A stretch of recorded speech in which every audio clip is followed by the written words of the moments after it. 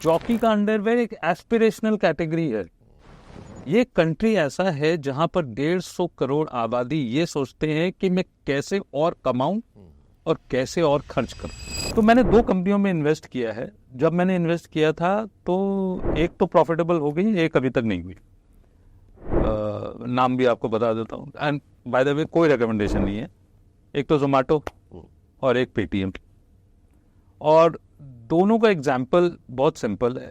आप foreign anecdotes ले लीजिए, मेटवान, डोरडैश, ये फूड डिलीवरी में है। और बिकॉज एस्पिरेशन है, यंग पॉपुलेशन है, आपको ये फिगर आउट करना है कि फूड ऑर्डरिंग जो एक हैबिट है वो रिवर्सिबल है कि नहीं रिवर्सिबल। मेरे हिसाब से पर कैपिटा इनकम जो बढ़ रही है, ये जो हैबिट फॉर्मेशन है ये इरिवर्सिबल है। ये वापस, मतलब आप ये समझ लीजिए, जो कन्वीनियंस मिल रही है उसके लिए अगर आपको कुछ पैसे खर्च करने पड़ रहे हैं, पीपल विल नॉट माइंड। ऐसा हमको चाइना में मेटवान बता रहे हैं, डोरडैश हमको यूएस में बता रहे हैं, और अभी तो हम कुछ क्रैक हुए ही नहीं है। आप ये देख लीजिए कि स्विगी और जोमेटो 2 ही मेजर प्लेयर है, कुछ शहरों में है। हाँ, 50% मार्केट शेयर है। मोटा मोटी दोनों मिला के 150 करोड़ ऑर्डर साल का देते हैं। 70-75 करोड़, मतलब आप ये देख लीजिए 17-18 करोड़ जोमेटो क्वार्टर का देता है। इंटू 4 कर लीजिए आप, 17 इंटू 4 है 60 है, 70 करोड़। ये मोटा मोटी 70 करोड़, उनका थोड़ा सा कम होगा, स्विगी का 45% मार्केट शेयर है। दोनों मिला के 140 करोड़ ऑर्डर। चाइना में ऑर्डर होता है 1500 करोड़ ऑर्डर साल का। तो ह्यूमन का दिमाग जो है वो तो एक तरह ही सोचता है ना। अगर वहां पर कन्वीनियंस लग रहा है तो यहाँ भी ये कन्वीनियंस तो लगेगा ही। वहां अगर इरिवर्सिबल हुआ ये हैबिट फॉर्मेशन तो यहाँ भी हो गई। फाइनेंशियल, हमारी equities as a percentage of financial savings 15%, 85% अभी भी बैंक एफडी। तो कहने का ये मतलब है कि present value of future cash flows में कैश फ्लो समझना है, जिसका प्रॉक्सी प्रॉफिट है। लेमैन भाषा में ये है कि एक कंपनी नेक्स्ट 10-20 साल में कितना पैसा बनाएंगी। अगर आप ये फिगर आउट कर लेते आपका काम हो गया। और इसके लिए आपको अपने कान और आंख हमेशा खुले रखने, जैसे लॉजिक देखिए जाके।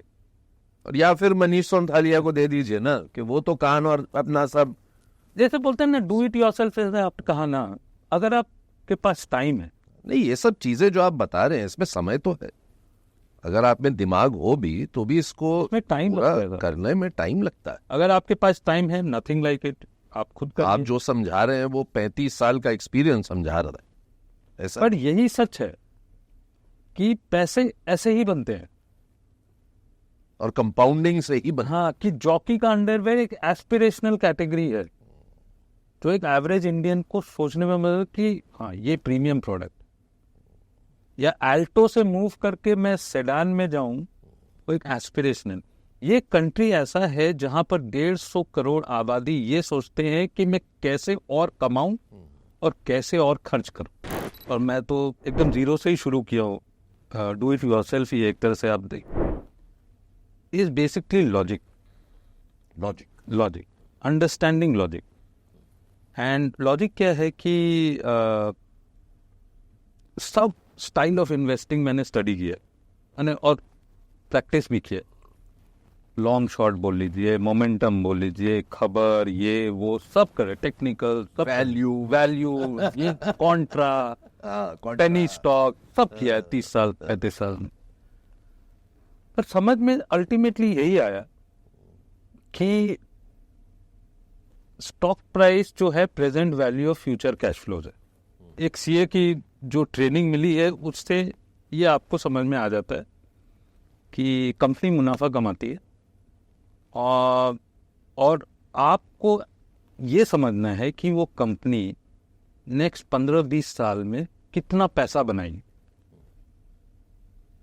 और यही स्टाइल जो है अल्टीमेटली आपके लिए वेल्थ क्रिएट कर सकता है। पर आपके बिजनेस में ऐसा कुछ बहुत यूनिक है जो कोई दूसरा नहीं कॉपी कर सकता है, तभी आप पैसा बना सकते हैं। और आपको ये समझना है कि वो पैसा कितने दिन तक वो एक्सेस बनेगा। 18% अगर आपका आरओसी या 15% कॉस्ट ऑफ कैपिटल आपका एवरेज बिजनेस है, वो आरओसी आपका 15% से नीचे चला जाएगा।